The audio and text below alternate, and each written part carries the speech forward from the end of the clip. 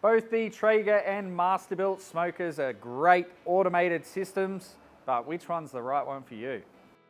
Both brands will give you a fantastic hands-off cooking experience. The Traegers use a small compressed pellet as their primary heat source and smoke generation. The Masterbuilts, on the other hand, use charcoal and wood chunks as their primary heat source, aided with a fan to give you a beautiful flavour. Between the two, the Masterbuilt's fuel source will give you a stronger smoke profile. However, the Traeger's fuel source will give you a steadier temperature. You will find the Masterbuilt's fan system does chew through a bit more fuel, especially at those higher temperatures. But those higher temperatures do mean you can get a pretty solid sear, something that a pellet just can't quite get to. Because of this fan system that the Masterbuilt chooses to use, it does mean your cooking chamber tends to be a bit drier. There are pros and cons to that.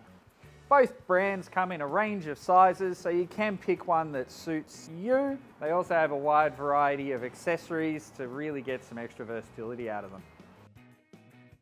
Both units are going to give you a fantastic hands-off cooking experience. The Masterbuilt has some higher heat potential, so it's going to open up a few extra doors for you. However, the Traeger is more consistent when it comes to its fuel and feed system, so there's some benefits there as well.